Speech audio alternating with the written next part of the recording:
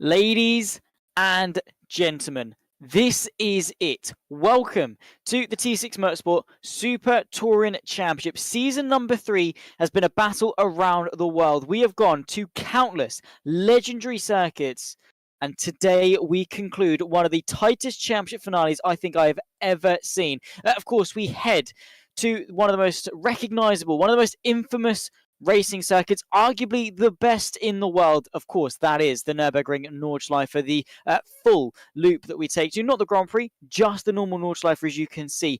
Depends who you ask, but about 160 turns, just over 22 kilometers of racing track as well. It should be absolutely fantastic.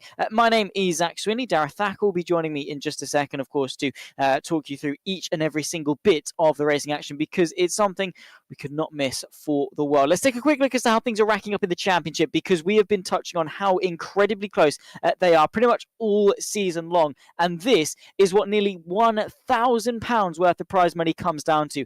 Ben Farkas leads the way on 209 points. Christian Juhasz, Gasper Mrak complete the top 3 on 207 points apiece. That is right.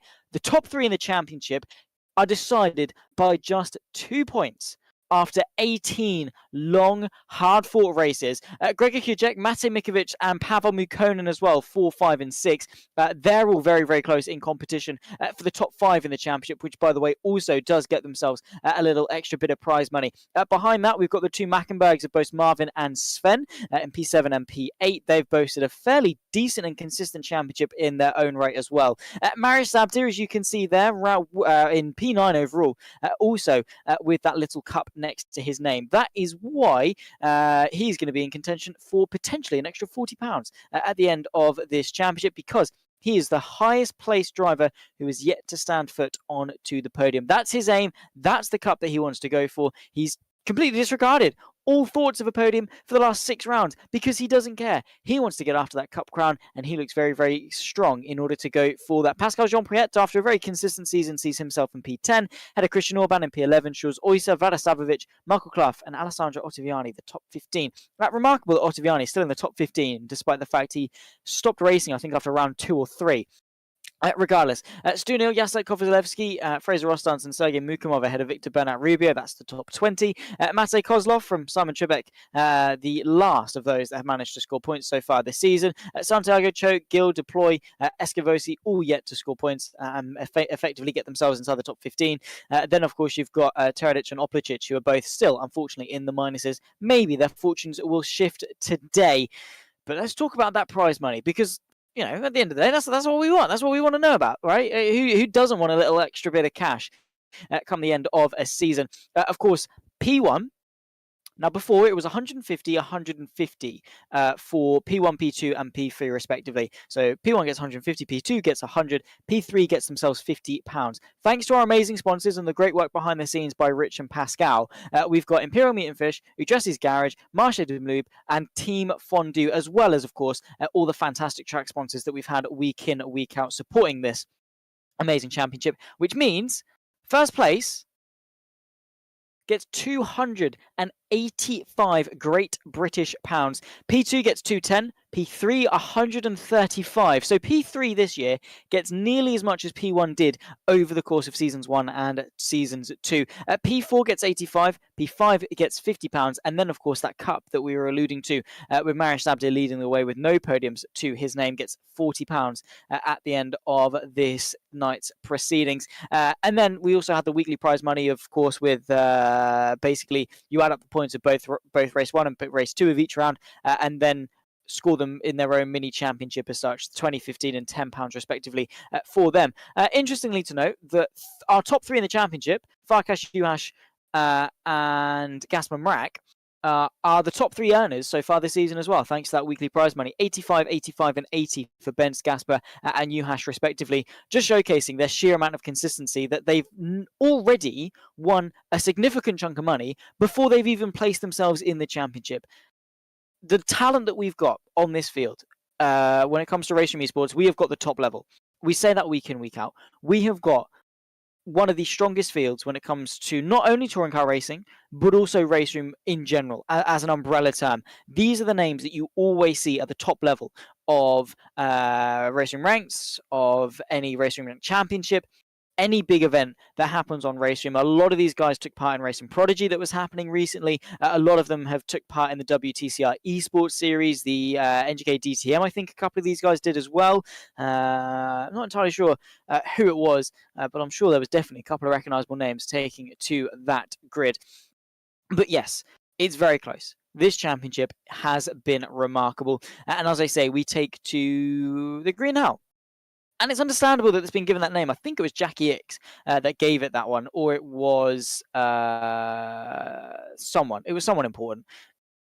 Sure. I think it was Jackie X. I absolutely cannot remember off the top of my head. But someone said that it was a very, very dangerous circuit, and rightly so. It's tight, it's twisty, it's fast, and there's no margin for error at all. These curbs will spit you out if you even so much as look at them the wrong way.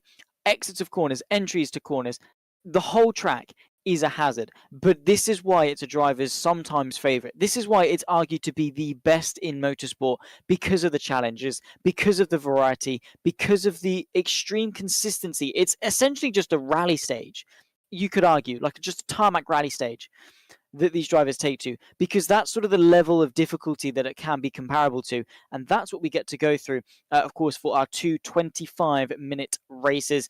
We, of course, are in our qualifying session. It's been slightly extended as to allow everyone to get a lap in. They're running around about 8 minutes or so per lap. So it is a long one, of course, as we say, 20, just shy of 23 kilometers long. I think that's about 16, 17 miles or so in length. So it's a long one. It is the Nürburgring Nordschleife. Would be grateful not doing the GP.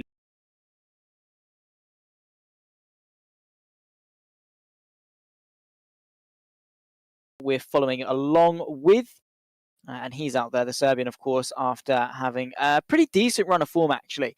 Not quite able to breach into the top 10 this season, but he's had a strong one. Couple of decent results, definitely some strong finishes, and his usual tank prowess that we've come to know and love as well has been at the forefront pretty much all season long. When it comes to qualifying here at the Nordschleife, it's something that we'll touch on quite a lot. Track position is ridiculously important, right? Because it's a long circuit, and a lot of it's so difficult to run by yourself, let alone overtaking opportunities. Not necessarily few and far between, but you do have to be patient. You have to pick your moments. You have to time it right. You have to capitalize. It's not like an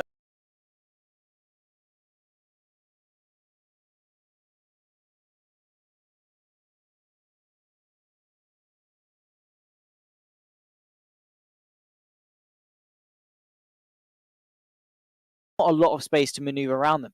Overtakes are going to be quite difficult around here. So this qualifying session, albeit probably the most difficult of the bunch because of how long the lap is and how difficult it is to hook a lap up, is arguably one of the most important ones because it decides the fate of your race, race one at least. In effect, it then could also determine your fate for race 2 because qualifying determines your start position for race 1. And if you don't do well in race 1 because you did bad qualifying, you're not going to start great for race 2 if you're outside of the top 10 as such. Everything is cause and effect. So you have to nail each and every single session that you are able to. 7 minutes left on the clock. Vadisavljevic is about 2/3 or so done with the lap. About 3/4 or so is running the way down through this sweeping section towards YouTube corner as well. Where you can give them a wave. I think this is it up, and then you turn right here, and that's where you can see a lot of good old snaps from people on YouTube. There's a lot of compilations of people in go-karts, people doing some drifts, people crashing generally through the through that right-hander. I don't know why. I guess it's just a famous spectator corner as such, maybe? I don't know. But it has been dubbed YouTube corner nonetheless. Vadisavljevic going over the jump, the very sudden dip that you get, and able to hang on to the car, which, yeah, it's good. Maybe giving sort of 85, 90% of what the car's capable of, just to make sure he gets a lap done. Don't be surprised if we see some fairly sizable gaps between the drivers because it's a long lap. So many opportunities to make time up. And if you're losing 0.01 of a second per corner over the course of a lap with, say, 160 turns, you're going to lose a second.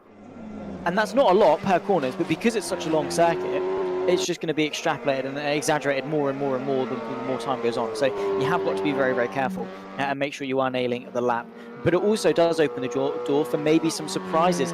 Are we going to see Benz Farkas, Christian Juhasz, Gaston Rack take to the top 3 spaces? Who knows what is to come when, effectively, if one of these if Gaston Rack or Christian Juhasz win this race 1, they take the championship lead on race points, at least, without fastest lap and pole positions, things like that. Based on pure race points, if one of them takes the lead, they lead the championship. That is how close it comes down to. After 18 races, where we have fought ourselves, of course, around the world with our trip back to, where do we started in Suzuka, Aragon, we went to the Twin Ring Motegi, Spa, of course, and then we went to Silverstone, the Slovakia Ring, Sepang. I'm just trying to call them off the top of my head. We've gone to a lot of places over the course of this season. It's been remarkable. We have had a sensational calendar. It has truly been fantastic. Of course, on this run to the line, nice lap then put in by Vadisavljevic to go to provisional top, of course, because, well, there's he's the only person that's put a lap time in at the moment. There we go. Pascal Jean-Pierre goes up to 0.8 quicker, so fairly close considering how close it has been and how long of a circuit it is. There's Shores Oyster going up to 3rd. Fraser Rostans very narrowly behind in 4th. Marius Abde's got a couple of corners left to go. Also, I might stand corrected purely because we started our timing on the GP loop, and I'm guessing we are racing the GP loop as well as the Nordschleife, which would make sense because on the GP loop we actually do get a starting grid as opposed to the Nordschleife, which we don't. Basically, Next couple of lot, we've got Matej Kozlov going into P5, beating Stu Nil. Nice little lap there from the Russian driver, of course, one of two. We have got the fantastic Pavel Mikonin, who's running up there as well. Opličić into 5th, so not bad qualifying so far by the Serbian. Of course, this will be the one and only lap time in the session. While yes, it was extended to 15 minutes, we are on Race Room Racing Experience. I know for some it's difficult to remember what sim we're on. Dareth Backer, it's fine. I'll pester him on it when he gets into the commentary booth. It's fine. As will it's fine. You've gotten used to us bouncing off each other all season long. You know that we rinse each other any chance that we do get. But yeah, on Race Room, as soon as that timer ticks 0, session is done. Nada. Finito. Doesn't care if you're on the quickest lap in the world. It will just finish. So you get 1 lap. Gasper Marak, Gregor Kucek, 1 and 2. Of course, the 2 teammates for Aga Racing. Marius Abte goes up into P2, though. Nicely done. 4 tenths off. Gasper Marak in pole position. Matej Mikovic, purple to the middle sector. Incredibly close margins, it must be said. So maybe looking to challenge for that provisional pole. Where is Christian Juhasz? Where is Benz Farkas? That's the name. That's Marvin Mackenberg going to provisional pole. Nice lap from the German driver, of course, on home soil. Pavel Mikonin goes 7th, so effectively we're just reading them out if/when they go across the line. Now, what could this mean? Of course, don't forget there is an additional point for pole position. So for Mrak, that would have been vital to get, because that would have put him just 1 point behind Benz Farkas going into the first race of the finale here today. Benz Farkas needs it to hang on, basically. Christian Juhasz needs it to, again, bridge that gap to Benz Farkas in front. All of these drivers could benefit from an extra point. All of them could benefit from starting a little bit further up. At the moment, I am only seeing Gasper Mrak take, of course, of our top 3 on the timing tower. Where is the other 2? Or where are the other 2, I should say? Of course, there is still 2 minutes left to go. We're still waiting for Matej Mikovic as well. Where are they? There's Sven Mackenberg going to 6th, so nicely done from the 2 brothers to lock themselves out both in the top 6, at least for the time being. But to be fair, I mean, the top 10 covered by 6.5 seconds, the top 5 covered by 2 seconds, around a 23-kilometer lap. That is pretty decent, I will say. Very, very close and competitive. Let's see what it translates to over the course of the race. Matej Mikovic across line, purple to sector 1, sector 2. What's it going to be to sector 3? It's pole position provisionally by a quarter of a second ahead of Matej Mikovic. There are our other 2, I think. Benz Farkas with Christian Juhasz potentially just in behind. In fact, no, it's not. Juhasz is in a Door Esports livery, but Benz Farkas nonetheless, there he is. There's Juhasz, I think, just in behind. Now what they're going to do across the line, there is Matej Kozlov, who's gone for another lap. So across the line, Benz Farkas goes 6th, Juhasz goes 8th. So a very spread out top 10, it must be said. Juhasz and Farkas separated by just 0.3 of a second. Kucek ahead of Christian Juhasz. Gasper Mrak in P3. If that holds, Mrak could well just use his teammate to pester Farkas in front and to keep Christian Juhasz behind. Are we going to see some funny games going on down at Aga Racing? Who knows what's to come? That's the provisional grid. Matej Mikovic ahead of Marvin Mackenberg for row 1. Gasper Mrak potentially coming into this race to win the championship. Christian Orban rounds off row 2. Marius Sabte, Benz Farkas, championship leader there in 6th. Gregor Kucek, Christian Juhasz keep each other company on row 4. Pascal Jean-Priech and Sven Mackenberg rounding off the top 10. Just 2.8 seconds covering the entirety of it. Nenad Vadisavljevic ahead of Pavel Mikonin, that's row 6. Jules Oyster from Fraser Rostans ahead of Onion Opličić, Matej Kozlov and Stu Neal, the 17-car fleet that we've got heading in to race 1. Welcome into everyone watching along on the YouTube chat. Make sure you like, subscribe, turn the bell on for notification, all that snazzy stuff. Make sure you're keeping up not only for the final results here today, which we hope to bring in, of course, for the end. Of course, we'll sort of wrap up race 2, step away for a second, wrap up anything that we need to, and then hopefully confirm the results. If not, you know, go and follow us on Instagram and things. Obviously, just at T6 Motorsport. So you can get yourself involved, potentially, maybe, for next season. What's to come heading into race 1? Let me know your predictions. Of course, I can see Simon Trebek. I can see Marvin Mackenberg coming in to say how close it was. Indeed, it was remarkably close, considering how long this lap is. A couple of people heading out onto circuit though, interestingly. Not necessarily sure why. Maybe to practice the GP loop, because that's not necessarily something they did a lot of in qualifying, which is, they are racing on, I did correct what I said earlier, that we weren't racing on the GP loop, we are. So we'll do the Nürburgring, we'll do the chicane, we'll turn left just before the final corner. So maybe they're getting out to practice some of the GP loop, who knows what's going through their head. For me, I've never saw a benefit of going out during warm-up. Maybe Marvin Mackenberg or anyone, drivers in the chat, if you're watching, can sort of let us know what goes through your head when you're sort of going out during warm-up. Are you just trying to stay fresh? Are you trying to keep the adrenaline going? I mean, for me, it's always paid off to sort of take a step back, chill off, get a drink, go to the toilet, whatever, rather than constantly driving and churning out laps in the 5-minute warm-up session where you can't really learn anything new. Because surely you've already done all your practice. I suppose maybe every little helps. I don't know. I've never asked the driver at point blank, so maybe I will have to.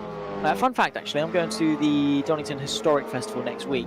I get to talk to Rob Huff and Colin Turkington, both of whom are very successful touring car drivers, not only in the BTCC, but also around the world. So maybe I'll ask them, what do you do in a warm-up session on Race Room Racing Experience? I'm sure they'll know exactly what that means. It's fine. But yeah, I mean, if there's anything specific anyone wants me to maybe shoot them a question with, anything you've been dying to know, please do let me know, because I've been trying to write questions, and yeah, it's been tough. It's been tough. It's fine. 2 minutes 40 left of the warm-up session, and then we'll head ourselves into 25 minutes of racing action. Hopefully race 1 today goes a little bit better than the first race of the 2024 BTCC season as well, because I did catch that one, and it was a safety car for about the first 16 of the 18 laps. They extended it by 6 laps in the end. I think it was a 24-lap race, but basically, can't remember who it was. I think it was the 77, just went into the barriers at the Craner curves on lap 1, and the tyre barriers was just absolutely destroyed. So they had to sort it out. Ask them if I want to drive to. Absolutely, I absolutely will, Rich. I will be like, boys, do you want to get in on it? You know, this touring car championship. Do you want it? Like, just get on it, mate. Just stop messing around. I think Colin has actually done a bit of touring car racing for R Factor 2. I think I can't remember if it was via Mo TCUK. I can't remember if he did that. At the very least, I can't remember if he did it while I was commenting on it. But he definitely has done some. Don't worry, I have dropped sim racing in the mix somewhere, just to feel a bit familiar with myself, because I've only done 1 round of real life stuff, and I got an email from MSV, and they were like, "Yeah, we've just been passed on your details. We think you'd be a perfect fit." I was like, "Okay," and I had to constantly they were like, "We want you to host a Q&A," and I was like, What am I doing exactly? Because host a Q&A, am I asking the questions? Am I am I getting other people going around and an audience asking questions? What am I doing? I didn't know, and it was a bit of a step into the unknown. It still is going to be a bit of a step into the unknown. But if anyone is at Donington, say hi, whatever. Come sit in the little place that we're going to be doing it, and enjoy me probably messing up some questions. It's fine. We'll sort it out. Let's focus on T6, of course, where Rob Huff and Colin Turkington are both going to be driving for in Season 4. That's confirmed. That's 100% what's going to be happening. Collier coming in to say they should do a wheelie. I don't know how likely that's going to be. I'll be honest. I mean, you might get close if you go over one of the jumps a bit too quickly. Who knows what's going to happen into Race 1 and into Race 2.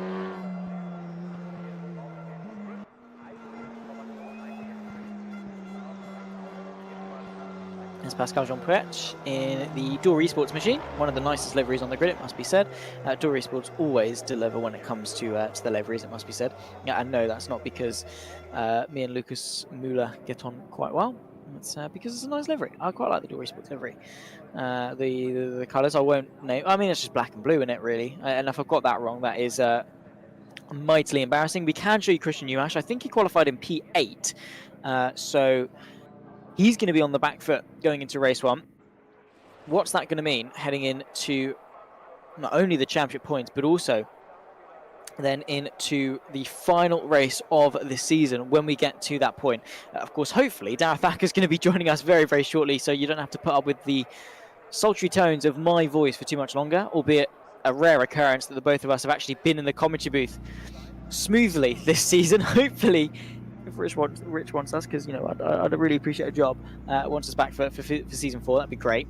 But it would be nice to have him, and he will be here. He's scrambling on the tube and has very interestingly put his trust in the British public transport system to get him here on time. However, we cannot wait around for him. 5 red lights for the penultimate race of Season 3 of the T6 Motorsport Super Touring Championship. Matej Mikovic on pole, the championship to be decided today. We are underway at the Nürburgring, and a good launch from pretty much everyone from the front 5. You can see they all tuck in a single file, no major movers around. Ben Farkas, I think, having to go defensive going into turn of 1 in that, of course, that red and black machine. Of course, Christian Juhasz trying to put some pressure on as well. There's Marvin Mackenberg trying to go to the inside of Matej Mikovic, who leads through turn of 1. Nicely done, of course, between the pair of them. And now, as they run their way through the stadium section, of course, here at turn 2, back down the hill in towards turn 3. Let's see how everyone's going to settle themselves out once we see the timing tower. Of course, on the inside, Gaston Rack trying to fend off Mariusz Sabdir, who's fighting tooth and nail for P3. Gaston Rack trying his best to hang on. He needs every point possible, as Ben Farkas is there in 5th. Christian Juhasz up in the 6th place as well. So nicely done from the 2 championship leaders, side by side as they run their way through the sprint tracker layout. Of course, this long right-hand hairpin that finishes it off to cut off half the circuit. Mariusz Sabdir down to 5th place. He's trying to put some pressure on the Ben Farkas, trying to find his way to the inside. Not quite close enough, and Sabdir has to fall backwards, but I don't think that's going to be a bad thing for him in his pursuit for the Cup Championship. What's crucial is that Christian Juhasz needs to get past before they start the Nürburgring Nordschleife. Otherwise, he's going to be spending a long time behind Sabdir, who's immediately on the counter-attack for 4th place, late on the brakes into the chicane. Not quite close enough is Mariusz Sabdir, of course, 2-time runner-up in this championship over the course of Seasons 1 and Season 2. And is looking to take a crown here today. Juhasz, as they enter the Nordschleife, and not quite close enough in towards turn number 1. And they're all going to be calm, I think, settle their way into the Nordschleife, because it is difficult, particularly this first sector. The ebbs, the flows, the curves, the undulation always can wreak havoc, particularly in front-wheel drive cars, because there's not a lot of front-end grip, understandably, in these machines. Got to be careful of how much curbage they're using as well. Gregor Hujek there, of course, in 7th place. He is coming into today 4th place in the championship. And as things stand, will be taking home £85 in prize money for the championship alone. But he is in direct competition with Matej Mikovic, with Pavel Mukkonen, one of whom is leading this race. Pavel Mukkonen not a million miles behind either when he is in P10. Over Flugplatz, of course, airstrip, airfield, however it probably translates in German. You can launch the car if you go quick enough, as we saw many people do over the time here at the Nürburgring. Of course, 3 laps of racing should translate into around about 25 minutes or so, but we don't want to chance it, because if they sort of just about go over with, say, like 2 seconds to go, it's another 9 minutes added onto the race. So easier just to call it at 3 laps, I think. Matej Mikovic, though, leads from Mackenberg, Mrak, Farkas and Sabdir. That's the first sort of half of lap 1. Christian Juhasz, Gregor Hujek, Christian Orban, Pascal Jean-Paget and Pavel Mukkonen, the top 10 of this race. Unfortunately, we've already lost Stu Neal from this race, which is, yeah, unfortunate. Not the way you want to start off the end of this season. There is Gaston Mrak, of course, the Slovenian, who's been fighting hard as things stand. Of course, he's 3rd with Farkas in 4th. He'll be getting 2 points. If he can get fastest lap, that will be the championship lead for Gaston Mrak. That's how close it is. It comes down to positions. Literally, who's in front of the other one. That is how fine margins Season 3 has been. That is how fantastic of a championship it has been. And that is the championship that myself and Darren Thacker have been enjoying all season long. It's been remarkable stuff. And can't wait to see not only what the rest of this evening brings, but also then into Season 4 as well, which keep an eye out for if you want to get yourself involved. If this is something that tickles your fancy, get on it, guys. Enjoy it. Have fun. Get on this grid of some of Raceroom's best if you think you can sack it up against them. Matej Mikovic, you can see, already trying to bridge an early lead ahead of Marvin Mackenberg, as he is under pressure really from Gaston Mrak more than anything, and that's the unfortunate thing for Marvin is the fact that he has got that pressure from behind. He's unable really to be focusing forward because he's too busy looking backwards, stressing whether or not Gasparak is going to go for a move or not. This is the fight for the final place in the P10, otherwise known as race to pole position, and that's the gap. It's close, and that's the difference between 10 positions start of race 2. There's Sven Mackenberg lurking to the inside of Vlada Savlovic through that right-hander. Quite close enough, of course, in that pink and blue machine. Pavel Mikkonen, of course, the grey and the blue. He's ahead of Nenad Vlada Savlovic in the black and yellow and white coloured Seat Cupra, which has been the car of choice for everyone this season. Of course, in previous we had, of course, the Lynx & Co. We had the Alfa Romeo, we had the Renault Clio, or Renault Megane, we had the VW Golf. So many different car choices, but everyone's gone for the Cupra. Look to the inside. That is not the move I would definitely make going into that left-hander. It is a brave one at that. Marius Abdi through on Benz Farkas as he doesn't really have much of an attack into this hairpin. A decent overtaking opportunity if you are close enough. And now up towards the carousel, of course one of the most famous corners in all of motorsport. Which line are they going to take? Of course, it's just to absolutely send it. You go in without even turning the steering wheel. You just aim the car at the bank and let it do as much of the work as possible for you. Even so much so that in real life you don't look straight forward, you actually look up at the top of the windscreen, as is the amount of banking that you have throughout the carousel. It's a very, very nice, interesting quirk on racing, and one that I don't think we're going to be looking to get rid of any time soon. Just an update, by the way, on Darren Thackett.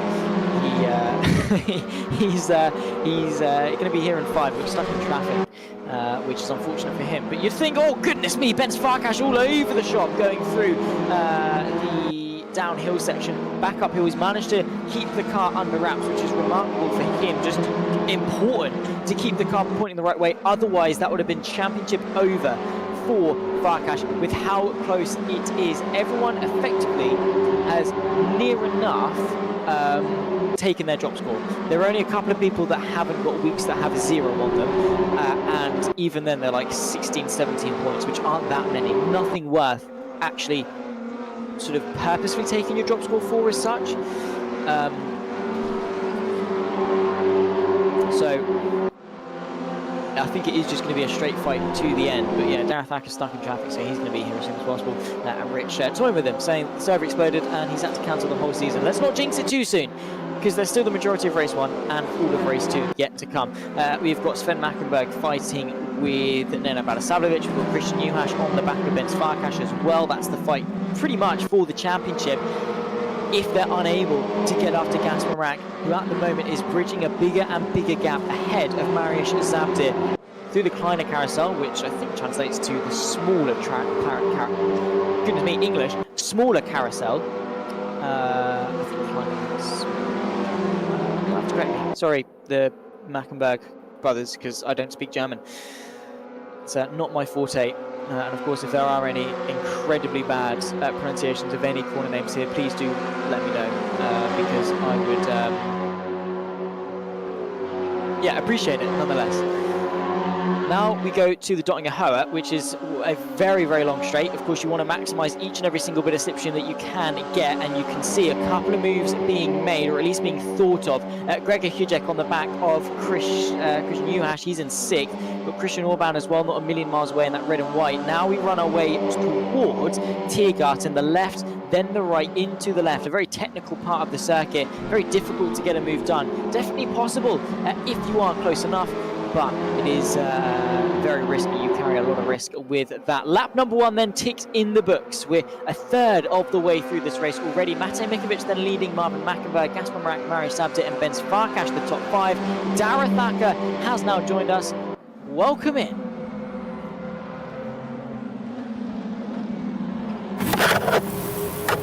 Inside goes Christian Juhasz. He's fighting away with, of course, Benz Farkas. Darren Thacker still scrambling away, trying to probably climb himself onto his chair. It's probably the biggest problem that he faces every time he goes commentating, but it's fine. Nice little move there then from the Slovakian to pick his way past into 5th place. Nicely done as he starts his pursuit for Marius Abdi in 4th. Top 3 though, breaking away quite nicely. Mikovic from Mackenberg, then Gasparak. Turning out to be a decent race so far. still no from Darren Thacker. I'm sure he'll let me know when he's able to jump in. Christian Uas then will follow on with him for just a moment. 2 laps left to go, or less than, because we've already basically completed the GP loop of the second lap. Darren, are you finally here, mate? No, he's not. It's fine. Darren Thacker still yet to join us. It's absolutely, maybe because he's so small that the wavelengths of his voice aren't loud enough to compute via the microphone. I am seeing some activity on Discord, so don't worry. He is here. I'll shut up in a minute. Don't stress. Gasman Rack then follows the top 2 onto the Nordschleife for the second time. Look at how close the top 3 are when it comes to the standings for the first race of the season. For Gasman Rack, this is one of the most important races of his season. Well, it is arguably the most important race of this season. He's there in 3rd. Right behind Marvin Mackenberg, right behind Matej Mikovic, leading the way from pole position, doing a fantastic job is the Hungarian. They are doing their absolute best is to just maintain consistency out in front. But Gasman Rack is 2 points off the championship lead. If he gets the fastest lap, that's an extra point. And he's 2 positions ahead of both Juhas and Farkas. So as things stand, will be taking the championship lead at the end of race 1. Who knows what's to come in race 2 though, because track position has proven itself to be mightily important. Important. 2 laps on the clock, or well, on the. Well, it's not really. 2 laps left, right? It's fine. We've got this one and then one more, which doesn't sound like a lot, but again, it's the Nordschleife, so it is a lot. Nenad Balasavljevic there in P12. He's looking very close to Nenad, of course, with Sven Mackenberg just ahead of him. That's the fight for P11. Fraser Rostance and Jules Oyster as they move their way into the very fast left-hander at the end of that long run. And then, of course, you run your way into Arnberg. That hairpin, that's a driver off in the background. Not entirely sure as to who that is involved. It might well have been Fraser Rostance. I think it might well have been Fraser Rostance going off at the beginning of Arnberg, or mid-corner. And he is going to be able to rejoin us. The good thing about the Nordschleife is that you are able to get back going again. No damage on for the T6 Motorsport Super Touring Championship, so all good in that regard. Darren Thacker is struggling with some technical difficulties, so again, you're stuck with me for a little bit longer. You unfortunate lot. I really do feel sorry for you. It's fine.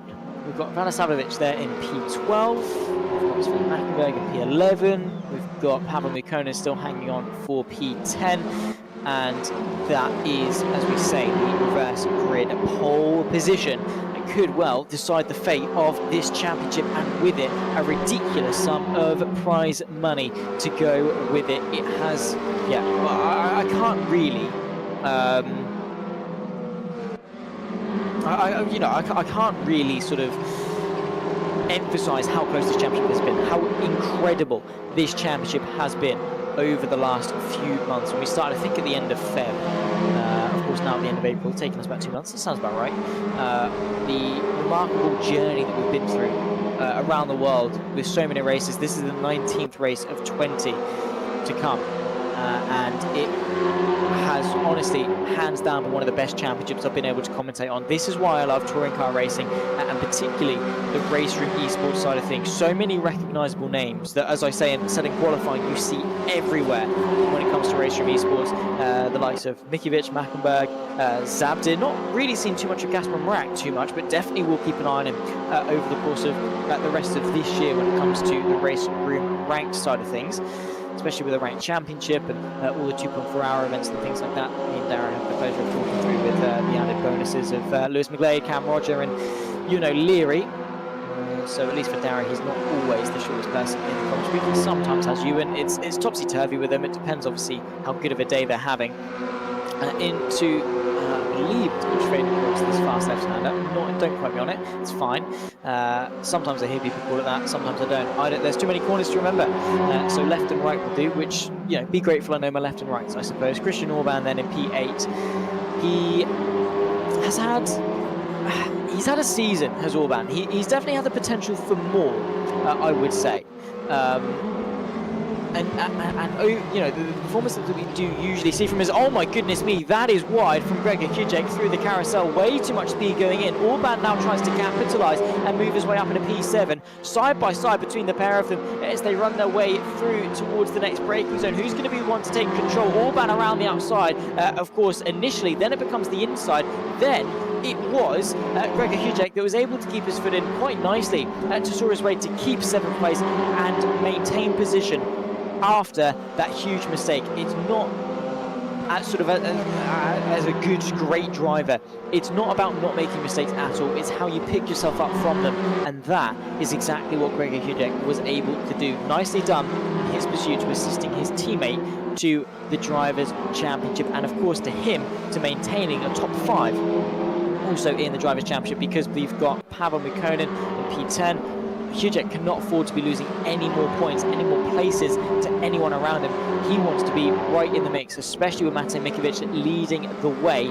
As things stand, Kijek will be scoring 9 points, Matej Mikovic will be scoring 20. I think that is enough to top the scales in favour of Matej Mikovic for 4th place, and with it an extra 35 Great British pounds.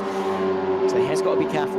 He's got to be gaining places where he can and avoid losing them where possible. Back to the front-ish. This is the fight for 4th. Of course, Marius Sabzi doing Gaspar Marak a world of favours through the Nordschleife, with Gaspar Marak there in 3rd. Still kind of in touching distance of Mikovic and, of course, Marvin Mackenberg, P1 and P2. Fallen off the back a little bit, but what Zabdir is doing, because of his complete lack of interest for a podium, he's just chilling in 4th. He wants to defend 4th place. He wants as many points as possible without going onto the podium, as to maximise that 40 Great British pounds. Darragh Thacker, welcome in. Of course, you join us with just over 1 lap left to go in this race. What a season it's been, and what a finale we've so far seen, and well, hopefully to continue on for as well.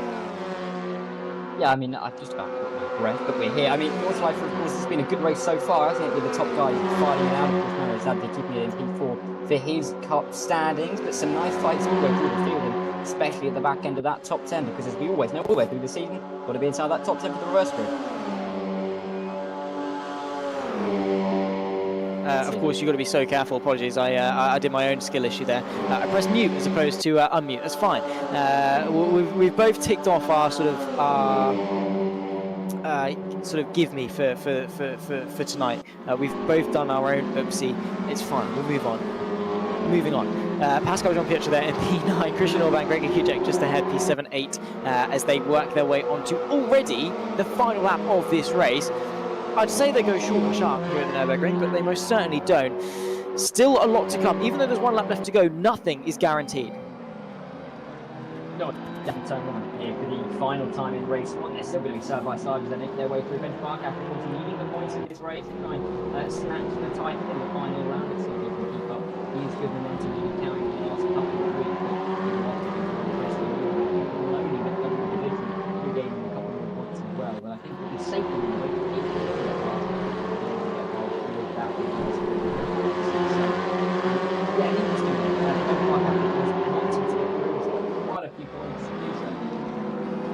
Exactly.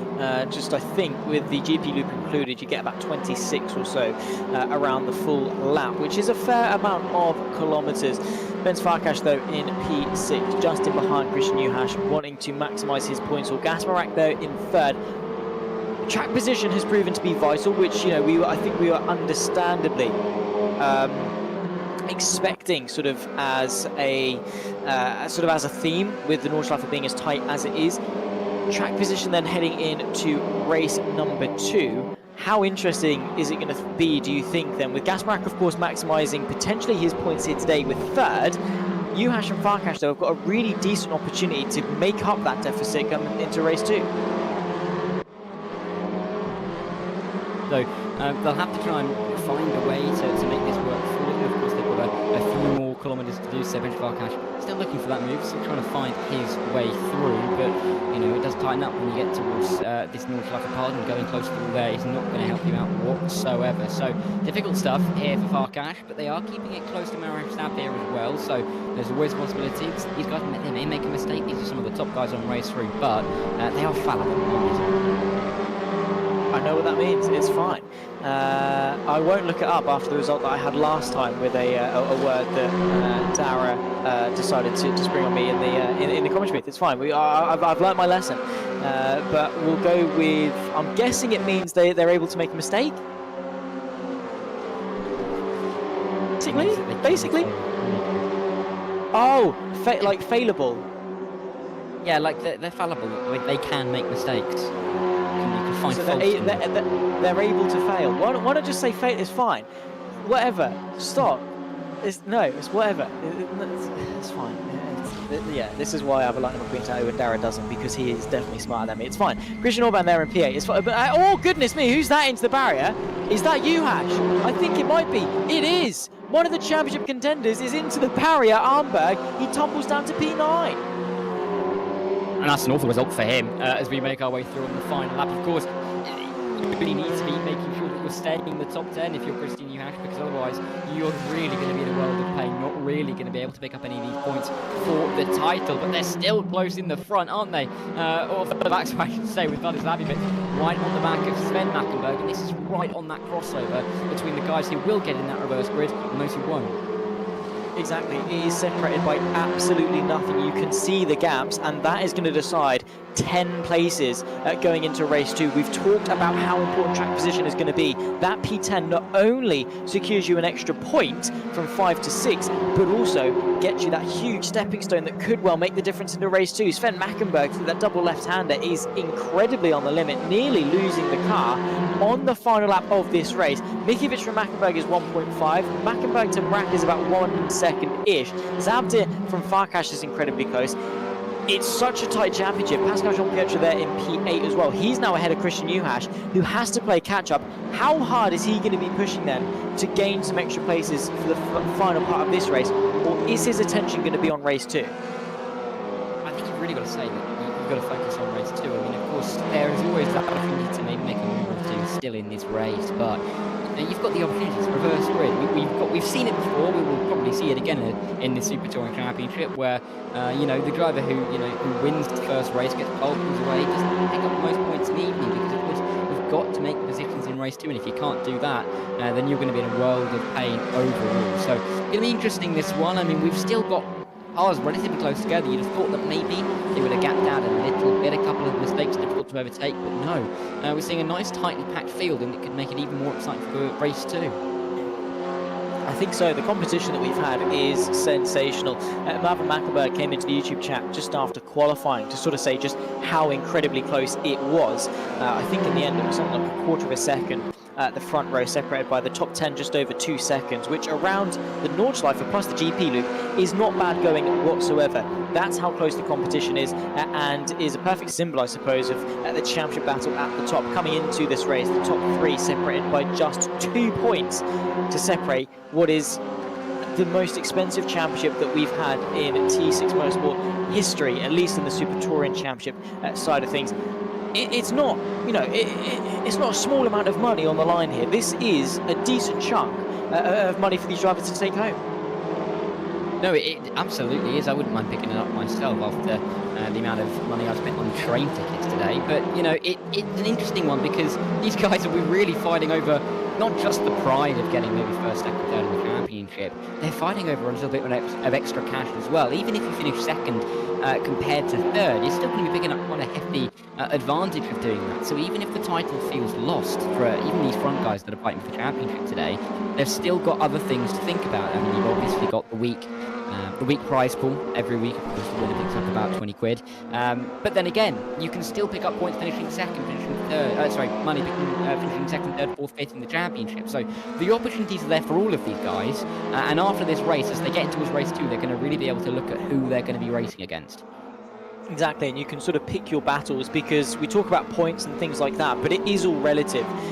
If you have a bad race, but your championship rival also has a bad race, it sort of cancels itself out in terms of wins and loss. If your championship rival's having a bad race and you have a really good race, well, then you are having absolutely happy days when it comes to points. So maximising race 2, when it all comes down to, is going to be incredibly important. Just to run you through it again, first place, £285 to the championship winner, 210 to P2, 135 to P3, and 85 and 50 to 4th and 5th. It is a decent chunk of money and extends all the way down to P5. All of those positions, in some way or another, are in hot competition and are all being fought for. Plus, obviously, the cup prize money, the weekly prize money, there's money on the line. And not long left to go in race 1 for Gasman Rag to take that championship lead.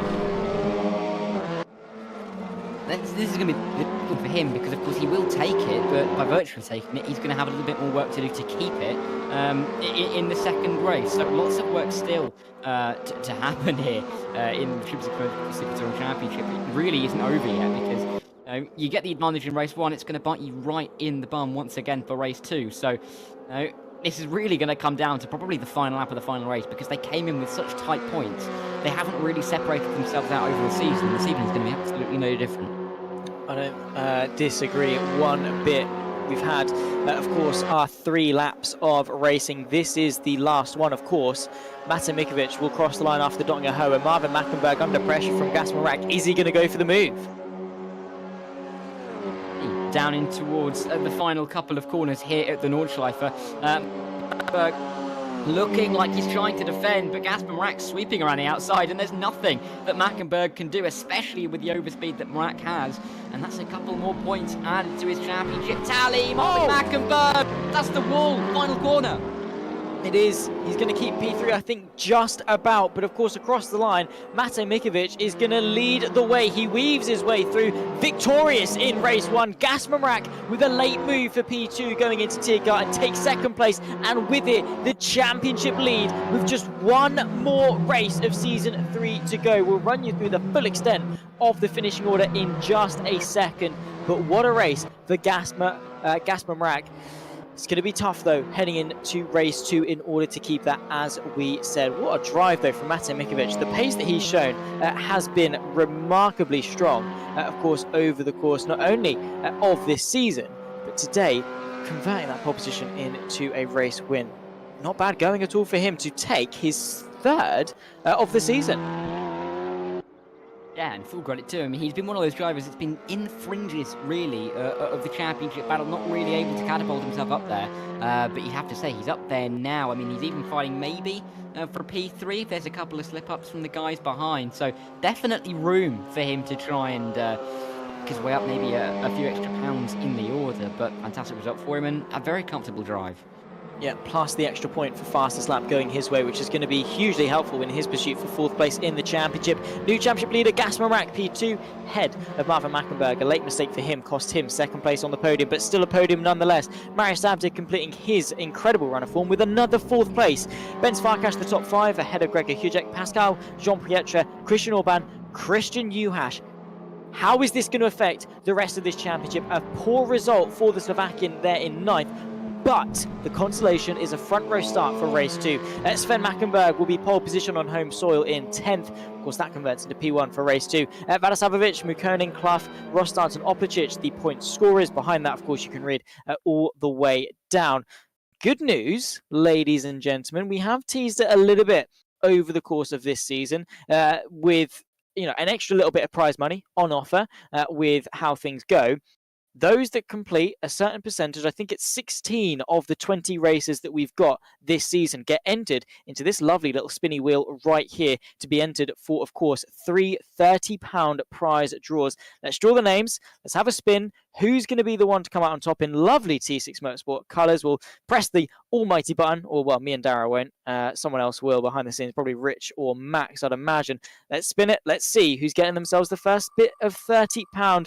It's tense, isn't it? Watching it, nail-biting stuff. It comes across, and it's going to be Michael Clough, or is it Sven Mackenberg? Oh, it's close. It's going to be Michael Clough to get the first bit of £30. Not bad going for him. He's had a lot of bad luck this season. He has. I don't think he'll be disappointed to pick up one of those. I mean, I've done many a wheel spin on a screen before, and I know how close it can get, and I often get it wrong, so I'm glad you're taking it through this, because I would themes very much incorrectly. I mean, the good thing is that you can obviously read the names and it comes up after who won as well. That's the magic thing of it. Again, of course, we've got 2 more to go. Let's press the button once more and have a quick little spin as to who's going to be getting themselves an extra 30 quid. Of course, Michael Clough understandably was removed. You can only get one, and it is going to go the way of Sergei Mukamov, the driver. Again, not had the most amount of luck. But that's the thing, isn't it, Dara? Even if you're not the quickest driver in the championship, you can still bag yourself a decent little bit of money at the end just by showing up. Yeah, you can, and I mean, it's always the nice thing, isn't it? It's what we love about T6, isn't it? Because you can pick up money for doing absolutely anything, unless you do some driving, in which Rich won't be too pleased with you. But you know, there's always room for prizes, and there's always room to pick up an extra bit of cash, even if you're not had a good season. If you turn up, there's always a chance. Exactly that. Well, we've got one final little spinny to do for this season. Let's see who's going to be taking it. Is it going to be another underdog, or is it going to be extra money in the back pocket of some of our championship contenders? It's going to go to Vlasavlovic, actually. And to be fair, I think he really deserves that. He's down, of course, outside of the top 10 in the championship, but his defensive prowess this season has been remarkable. Has, and of course we always thank him for his support of the series. So you put a bit in, you get a bit out. In the case of so it's interesting. So I've lost my train of thought, but for those 3 guys, it's always a good thing to have a little bit of money in the back pocket, and it's nice to see that even if you turn up, you can get rewarded for it. Exactly that. Well, ladies and gentlemen, we have got a couple of seconds before we head back into the action for race 2. Myself, Zach Sweeney, Dareth Thacker, we're going to step aside for just a moment. We'll be back to finalise season number 3 of this fantastic championship.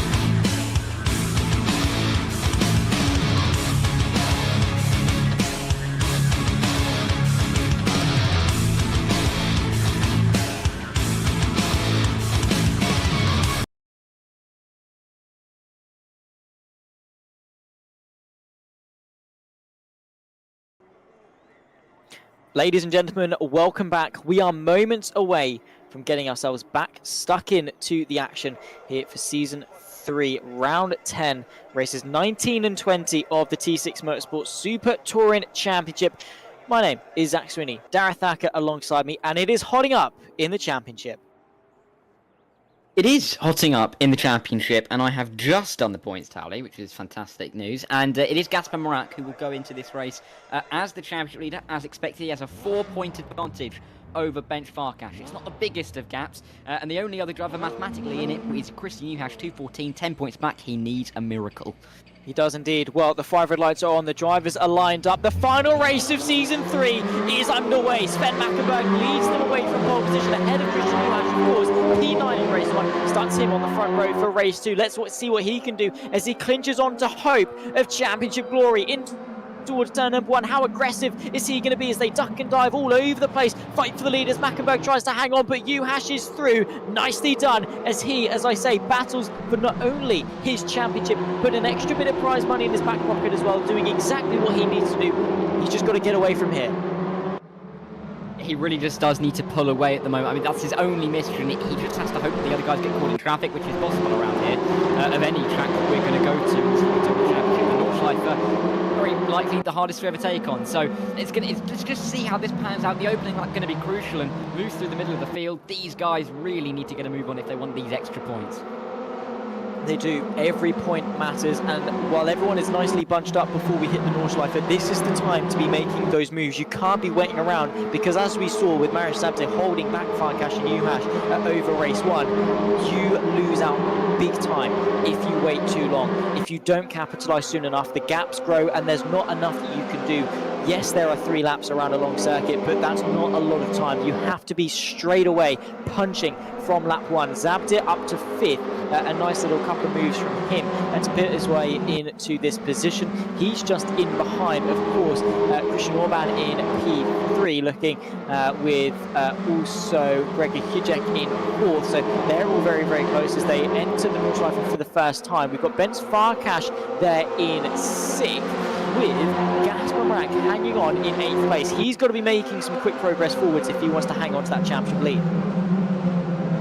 He really does, and of course it is very, very much a flimsy championship lead. 4 points that Marak has to Farkash, and in the middle of the pack that's only going to be a couple of positions, especially near the front. So he really has to make sure he is up near the front immediately, gets these moves done, maybe has to be a bit brave, because otherwise he might just see that championship slipping away from him. But it's in his hands. He is the driver that can, he's got the control. If he finishes in X position, he's won the championship. So he doesn't really have to worry about what the others are doing, and he delivers himself. Exactly that. He is the one in the driving seat, obviously both literally and metaphorically. If he gets himself into that golden position, effectively just wins the race, or even P2 I think will do if no one else, of course, gets the fastest lap, he will be perfectly fine. There is nothing more the other drivers can do. He can seal the fate right here, right now. Of course, the difficult part of that is to get into second place. Christian Orban just in behind Sven Mackenberg as Christian Uhash is doing all he can. And on the flip side of that, Uhash is doing the maximum that he can. It doesn't matter, of course, he can't score any higher than this. Of course, he could have scored better in race 1. Oh my goodness me, I thought Mac was going to go straight into the barrier then. Thankfully, he didn't. But Uhash maximising his opportunities, picking his run to make the best out of a bad situation. Oh my goodness me, is that a real spin? No, it's not. Breathe. That was a hard enough, though, wasn't it? The joys of technology, you never really know what's real. Oh my god. I know, so did I. Thankfully for his sake, he's still pointing in the right behind Bench Farkash, but that was a scary moment. Still continues to be, they're all over the place. Of course, we have had it before. I've just saw it back on the stream, and it literally looked as if he'd done it. It wasn't like a glitch where it like he was here one moment and then like skipped to another position. He genuinely lost the car, but then teleported back to where it was. So hopefully we can all settle down and continue forward. I think it was Suzuka where we had to back out of the race because people were here, there, and everywhere right at the start of the season. Thankfully, that's not going to be the case here today. At least we hope not. Very, very close start, of course, for race 2. Everyone nicely in a train. Uhash is in touching distance, but at the moment it seems that Sven Mackenberg is the one heading this group. Yeah, he is. He's kind of a bit of a bottleneck at the moment. I mean, he's 8th in the championship. He's not really fighting for anything too high. I think he's tied. He just has to go away and hope the others behind don't gain enough positions. But it's difficult for Sven Mackenberg. If he is holding up this break, he will be allowing Uhash that gap, but he also backs the other drivers up into who are looking for this title and need every position that they can. Farkash needs at least a car between himself and Gasper Mrak, because otherwise Mount Rack will beat him in the championship. So he must have a car between himself and Gasper Mrak, or Mrak, or it'll be between Mrak and Emo. Exactly that. There is so many different ways this championship can go, and with things as tight as they are on a circuit as unforgiving as this, you do not know how this championship is going to go. We came into it, of course, the top 3 separated by 2, now they're separated by 10, but even then, with how the point system works, there's not a lot of points, and it separates a decent chunk of prize money to round off what has been a fantastic third season of the Super Touring Championship. It is one of the best series on Racestream, probably the best when it comes to touring car racing at the community level. Now, Gregor Hujek there in 4th place, and right in behind Christian Orban. I'm going to get it in before you do, Dara, about me knowing a lot about community level things with Williams Esports and things like that, because I know you were thinking about it. It's fine. Gregor Hujek there going into the carousel, very difficult corner to nail, but to be fair, this just shows, I think, the level of drivers that we've got. They are going nose to tail around the entire Nordschleife. Yeah, and it's fantastic to see. If I'm honest, I hadn't even considered them as they run, but yeah, you know, obviously, Williams is being a community team. Of course, you made me happy with that comment, but it's nice to see these guys run so close, because we get this close racing, because we kind of have that carrot dangling in front of us, the unknown whether these drivers can make their way through. As things stand, Christian Uhash wins the championship by a point to Gasper Mrak, 233. So Gasper Mrak needs to overtake either Farkash, Sabda, anybody in front of him to take the title. Farkash would end up on 230, so 4 points back. So they both need to. And because these guys are close together, there is nothing in it whatsoever. Of course, we run our way through YouTube Corner. I'm sure this race would be one for the compilations with how close these guys are running. But you are right, Mrak. What is he waiting for then? Is it the Dotting Hoa? Is it an easy overtake? Is it a mistake? How long can he afford to sit behind? I don't really think he can afford to sit that long behind, can he? Because, of course, he's got to make sure he gets the moves done. If he moves up to 1 position, he gains 1 point. With Christian Uhash. Now, I don't necessarily know who would win tiebreakers in this scenario. I think 4-3. Or it'd be 5. If Uhash wins, it would be his 5th win, and Mrak has won 3 so far this season. So it would go to Uhash, I think. Yeah, there you go. So it needs 2 positions gained for Gasper Mrak. You make Farkash, you need to also gain 3 positions, maybe get a faster lap as well. So Christian Uhash maybe he's played this very well. Of course, if we look at the point system, you finish in 10th, and then you finish in 1st, you pick up 26 points. If you finish in 5th, twice, you pick up 22. There's always that bonus of maybe just giving up some extra points in race 1 and going for it in race 2, and maybe that's what we're seeing from Christian Uhash, because it'd be working at the moment, and giving him a title by a point. Exactly that, or at least for now. Of course, he can't gain any more points. Mrak and Farkash most definitely can, so the fate of this championship is in their hands. Through the Dotting Hoa, of course, and this is where the large majority of moves can be made if you are eager enough to go for them. I think we are seeing a decent chunk of bump draft. There is a move though, Sven Mackenberg taking the lead, and therefore the championship away from Uhash. Orban goes through as well. Could we see 2 changes for the lead? Hungarian just going to sit behind for now, and for Uhash, that brings him right back into the mix of this entire pack. He could very easily be swallowed up. He's got to be very, very careful here. I mean, going offline just somewhere, particularly if we get to the Nordschleife part of the circuit, he's going to find himself tumbling down the order, and he cannot afford it at the moment. Christian Orban getting through was incredibly important, but Uhash needs these positions back. He cannot afford to lose them, and you can see him around the outside at turn 1. He knows he needs to get these positions back right now. He does, it's a priority. They run 2 wide, 2 deep, of course, with Hujek, Orban, Marius Sabdiv fighting in the mix as well. There's contact as Orban is sent sideways. Same 2 for Marius Sabdiv, right into the path of Benz Farkash, and through goes Gasper Mrak into the top 5. Nicely done for the Slovenian, trying to put that nail in the coffin for the championship. He's moved his way into the top 5. He's right behind his Aga teammate as well, of Gregor Hujek, and that was fantastic racecraft. Really was fantastic racecraft, and I think if he can finish in the top 4 and he keeps Farkash behind him, wins this championship. So it's looking good now for Gasper Mrak, who was in each other position, but down the Dodringer Hoa, you never really know what's going to happen, as we just saw there. So, important moves with only a couple of laps to go in this championship, of course. You really think, because we're on the Nordschleife, there's only a couple of places where you can make moves here. It's going to become a crunch, probably on the final lap. We might actually corner of the final lap of the final race of the championship to see who's going to be crowned champion. I think that is going to be the case. What a season it's been, and I know I say it a lot, but it's so true, and it is so special to have a championship like this. It's not often that we see it, particularly nowadays, obviously with F1 and things, with drivers just running away at the front. You get to the championship finale, and it's not much of a finale. It's just a final round as such, if you sort of understand what I mean. This is a finale. This is the Grand Slam finish that we have been looking forward to for the last 10 weeks of racing. 2 laps left to go, less than, as we've already completed the GP loop of the Nürburgring, and this is it. All of that hard work, all of the ups, the downs, and the twists and turns that we took throughout the entire story of this championship comes down to just 2 laps of the Nürburgring Nordschleife. Sven Mackenberg then leads Christian Juhasz. He needs to win this. He needs to get the fastest lap, but with each passing lap that goes by, each corner that he's under pressure is one less corner that he can push to go for a fastest lap, and is one more opportunity for him to make a mistake. That, crash going into Arnberg could well have cost him the championship. Well, could have. I mean, we are really talking about a point being again.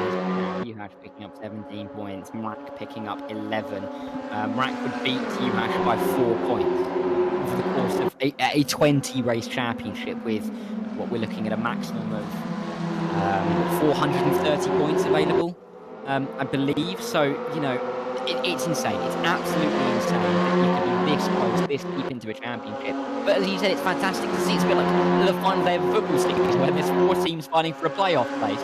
That a goal goes in, and then one team's in the playoffs, then another goal goes in, and then it's all changed around. It feels a bit like that here at the Nordschleife. But I don't think it's going to be a particularly comfortable experience for those guys fighting in the championship. Bench Farkas will be pleased at the moment because it's not going his way. He knows he has to leave it against Mrak. So if it comes down to the point where he gets really close to the back of Mrak on the final lap, he might just have to go for it. It's a risk you have to be willing to carry. Of course, good news for the top 3 is that they are fairly isolated in that battle, which means that if there is any contact, it can be sorted out just by swapping their positions and things like that with penalties. They're not worried about P4 or P5 sort of jumping them in the standings as such.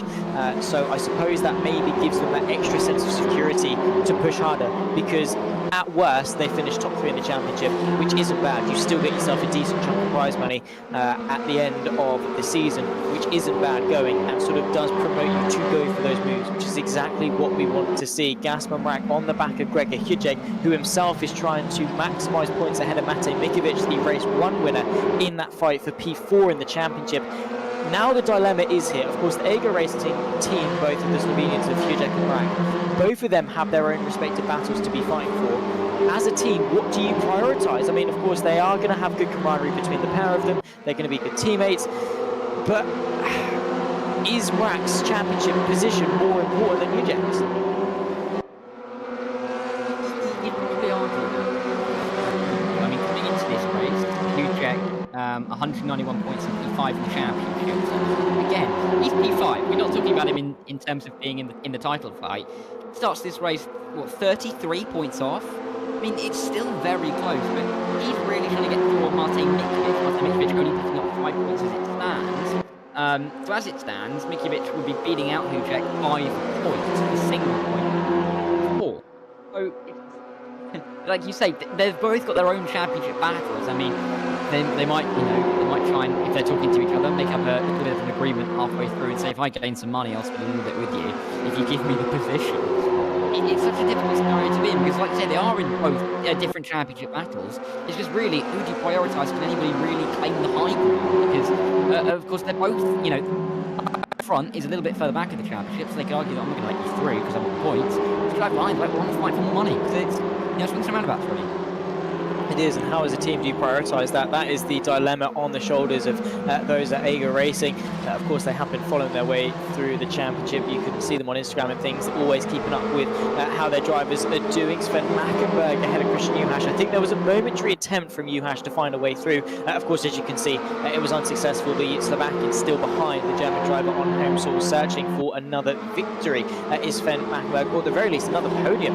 I think he has won at least once this season. I know Marvin has, purely because of that 1-2 they had at Silverstone, but no, he is yet to win. He's had 2 P3s, 3 P3s, 2 P2s, yet to win a race. What better time to do it than right at the end of a championship on home soil? Yeah, absolutely so. So they'll really want to pick up some points for Sven Mackenberg. Again, he's going to overtake up in the Conan in the championship, but Conan is struggling down. It was an outside shot coming into this race, but you know, he might be able to do it to pick up what would be, I believe, P7. So a chance there. Marvin isn't very far, too far in front either. They're currently, as it stands, Marvin is fenced by 3 points. So it is close as we run our way through, and we're absolutely trying to win this race because, you know, that incentive of beating your brother. I know that I want to win out against my sibling if I have the chance, but we're not as good at the same thing. How tall is your brother? I have a sister. So, how tall is she? She is 5. She's slightly smaller than me. Is she a bigger sister or a little sister? She's a short sister. Oh, she's little. Okay. Freezing. By the age of 3, she's the same height. I'm not surprised. That is remarkable. So it's not a family. Because even your dad's quite tall, so it's fine. And he's been to places that shouldn't even exist either, based on the current sort of topography of how the Earth is laid out. Isn't that right, Darren? That makes me feel a lot better about myself. But, no worries. He'd say nice things about you. What's that? My dad would say nice things about you. So I say nice things about your dad. I'm just saying he's been to a place that doesn't exist according to some people. Oh yes. Oh, I understand now. You're picking up what I'm putting That's down. a good one. Yeah. Well, yeah. I mean, he's been to Antarctica. He's been there for 3 years. Regardless, we're actually going to get some action here. Zach, these guys bump drafting their way down towards the final chicane, and Sven Mackenberg is leading the train, but it doesn't look comfortable, and this could all go wrong very quickly. I think it could, as that does not. Oh my goodness me, up over the curb. Gregor Kujek just able to keep the car under wraps. We start the final lap of the season with the entirety of the top 9 nose to tail. This, ladies and gentlemen, is T6 Motorsport. Get yourself involved for season 4, or come and join us in the YouTube chat. Follow along on the socials, like, subscribe, turn the bell on for notifications to follow us here on YouTube. Christian Juhasz with a potentially championship riding move to the inside of turn 1. Nicely done, very argy-bargy on Sven Mackenberg to rob the win away from home soil, potentially ahead of one of the 2 Mackenberg brothers. Sven is not going to be happy with that at all, and maybe could launch a counter-attack. Gasparak to the inside of his teammate, as well as they run through turn 3. Yeah, let's see if he can make this one stick. Right, around the outside he goes to Kujek. If he wants anybody in P4, it's him. Because if Mark gets P4 and Farkas finishes behind him, he is the champion of Season 3. So he knows that he is now in a championship winning position. That is going to be Farkas trying to make his way through. But look at Zap there. Zap is coming up the inside. He doesn't mind that he's not really fighting for a podium. Already got a championship position. He still wants the pride, doesn't he, really? I think he does indeed. He wants to be finishing as high as possible. He wants to be having fun out there, getting involved with all of this battling. What a race this is turning into, and we've not even started the Nordschleife loop yet. Of course, it's going to be a long run, maybe the waiting game for some. Gregor Kujek assisting his teammate to get after Christian Orban for the podium. What does this mean for the championship? Gasparak, of course, is looking incredibly strong to go and take it. If he stays as is, he will be the Season 3 champion, but not by much. It all rides on one more run through the green hell. One more done. Dangerous moves. In the world, in real life, in the sim racing world as well, so difficult to go a little bit wide with a tyre in the grass. And then you find yourself into the barrier, because there is really not that much grass to separate yourself from impending doom. So, got to be so careful that these guys, particularly Gas and Rat, your heart's going to be absolutely racing right now. You do not want to make yours to lose now. You've done all the hard work, you've got your spot in that top 4, just don't lose it now.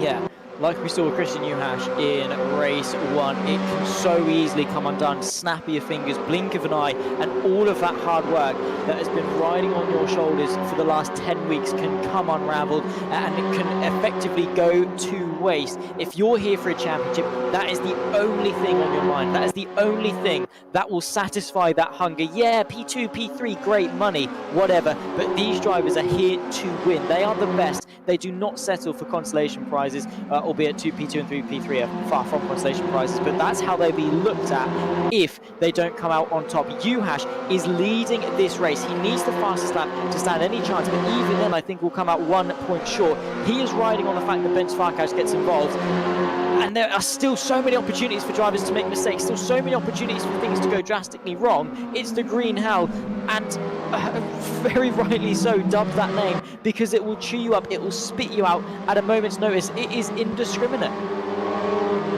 It is, and like I said, you've just got to be so careful. The Nürburgring and the Nordschleife, of course, is a mecca for motorsport, guys. People come here all year round, of course, will use the track in their own cars, maybe on their own bikes as well. But when it comes to this kind of racing, you've got to be serious. You've really got to be pushing the boundaries where you might not want to in your own car. You might not be particularly safe doing so, because you can see how close the walls are, and you can see the speed that you're going at on your speedometer. But you've just got to push the car in these scenarios. You've just got to make sure that you are hitting every apex, gaining every 10, making sure you're putting pressure on the drivers in front, because that's all you can do in this situation. I mean, Christian Newhash is doing all he can do. He's leading this race. He's picking up all the points he can. But as it stands, it's just not going to be enough, because Gatrak is also doing everything he can, but everything he needs to do to take this championship. Exactly that. And as a driver, Gasparak, is he going for Christian Orban, or is he happy in 4th place, do you think? Christian Orban or Gasparak? Gasparak, is he going for Orban? I see. I don't think he's going for. I think maybe he wants to keep close to the slipstream now towards the final chicane. But I can't see a world where he risks to move to P3 for the sake of getting P3, because he has the championship in his hands. He currently leads what would be a live championship standings, so it's just his to lose. Newhash can't gain points. Farkas has to overtake him, and he's 2 cars behind. This is max to lose, and I really can't see him doing anything silly. Yeah, exactly. There's too much risk. Any overtake carries risk, and at this point, Gasparak is already effectively winning the championship. Sure, Ben Farkas can gain Hujek and maybe get on the back of Mack, and maybe Mack would be grateful to have the extra barrier of Christian Orban. But at what point does that outweigh the risk? And that is what is so remarkable about racing drivers, about good racing drivers at the very least, or great racing drivers that we've got on this field, is they are driving the most difficult, arguably the most difficult, arguably the best, the greatest circuit in the world, with such little margin for error, with a championship on their shoulders, and will still be having to compute all these different scenarios, weigh up all these different things in their head, the ifs, the buts, the maybes, the shoulda, the coulda, the woulda, and they just have to focus on the driving while still also making sure they are making the right decisions when it comes to their racecraft as well. This is why this is the top fleet of drivers on Race Group Esports. Sven Mattenberg searching for his first win of this season on home soil, of course, ahead of what could well be the champion if things go wrong in the final third of this final lap. Newhash, I think, has got it in the bag, but I think it's going to come down to the dotting hour. It absolutely is. I mean, there really has been no real way of knowing who was going to win this championship, and really still it's up in the air, because even though Mack's in a winning position, he could all easily go wrong here. And if he gets caught up in a bit of an incident with the top guys, if they come together, this could be explosive. But we have literally got minutes in this championship. We've got 3 given the winning the title. This has been an absolutely epic season. It has. Of course, we've fought our way across continents, across races. We've had 19 up until this point, and each and every single one of them has driven itself to a new standard, a new high of what has been, as we've touched on, the best championship at community level on race room racing experience. This, ladies and gentlemen, is T6 Motorsport. These are the drivers, of course, at the top level of this platform, and they are fighting not only for glory but for money as well, thanks of course to all of our sponsors. But the intensity is there, and it's been there for the last 2 months. And these guys have been really here week in, week out, fighting it out, fighting for those points. Every single point has been invaluable. I mean, it might even come down to looking at fastest laps and pole positions, because those points really will be some of the factors that swing the championship, whichever position you're in, because it has been that close all the way through. Look at how close they all are. The top 9, even the top 10, split by 4 seconds. You can see them all flying through the shot now. We've got one more trip to the Dothringer Hoa, and it's anyone's game. This is anyone's championship, and I am here for it, and I think you are as well. The championship is going to be decided on a straight line run towards the final couple of corners. Christian Juhasz weaving around, breaking the slipstream, trying to stay uncontended. He doesn't want any part of that train behind. Let's see who's going to be the first to break and the latest to break when we reach Tiergarten. Let's see, it's going to be important for these guys just to make sure they don't make any mistakes. Juhasz just wanting to keep the lead. Sven Mackenberg as well, trying to hold on against Christian Orban. There's Mrak, there's Hujek, Farkas in here as well. Just the one more chicane. Will anybody make a mistake? Let's hope that they all get through safely. Gasper Mrak knows that he just has to get his car to the line, and I think he's just about done it, Zach.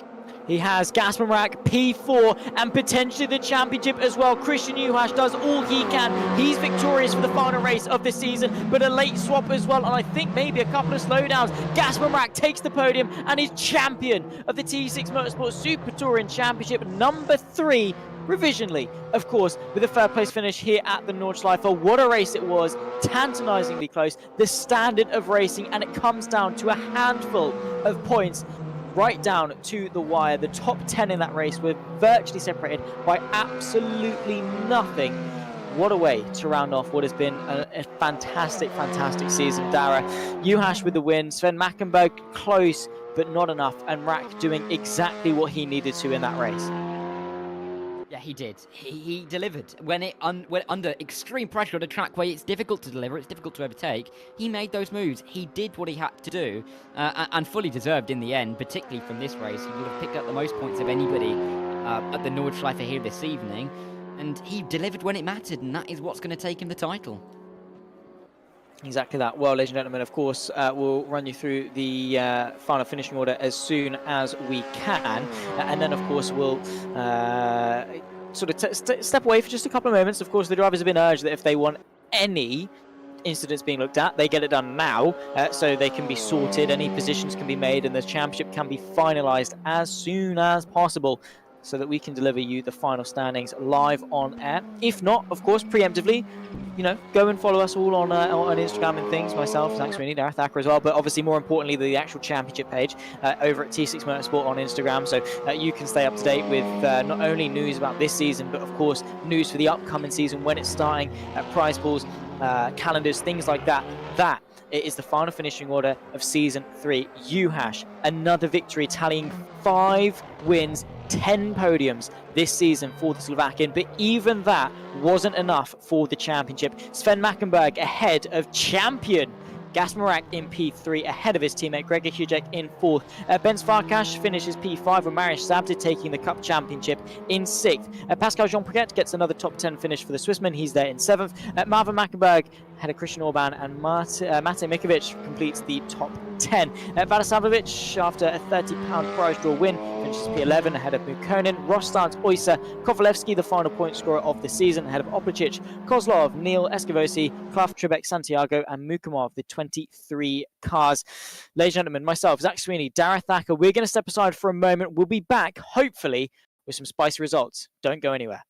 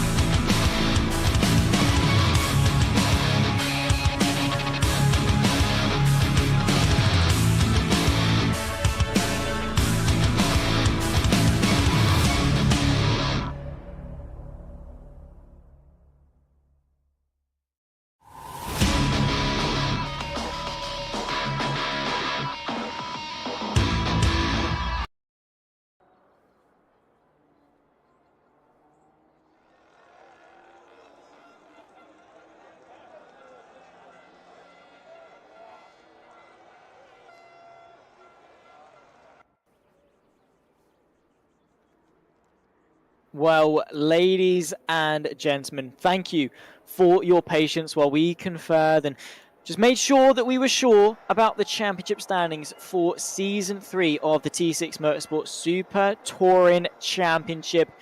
After 20 races, 10 grueling weeks where we battled our way around the globe, we're pleased to announce formally that it's Gasper Mrak from Aga Racing on 239 points that takes the championship victory.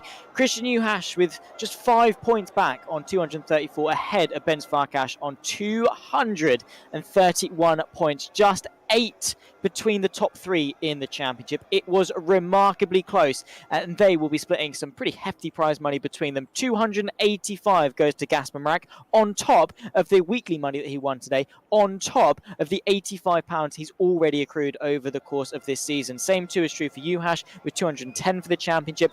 Ben Farkash gets 135 for his championship run.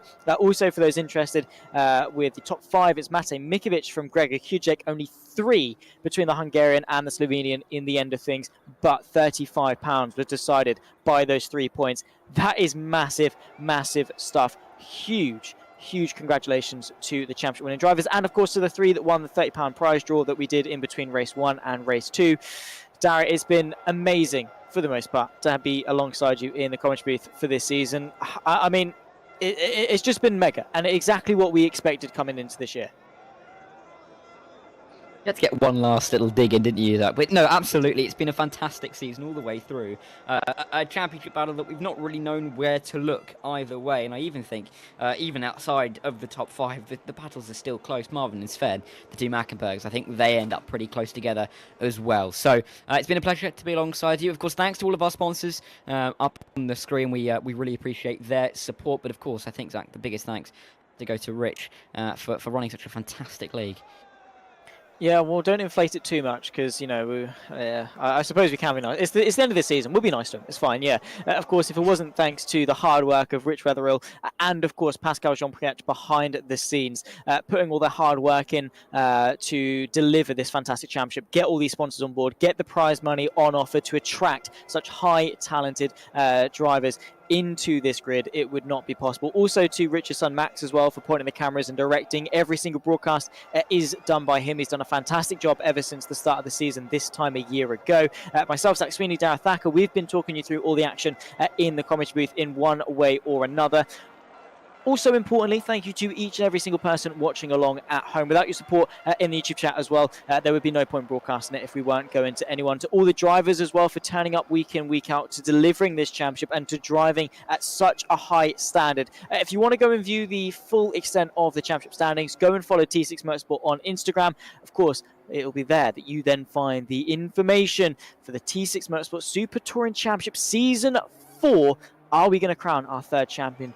Are we going to see a return from Lloyd Bidoff? Is Gasper Mrak going to be able to return and take to a defending crown? Who knows what's to come in the future? Ladies and gentlemen, we've been hanging on to Season 3 for as long as we can, because it's sad to see it go, but I am so happy to have seen that conclusion. Such tight racing all the way through. It came down to just 5 points between the top 2 in the championship, 8 points between the top 3, and so much money on offer.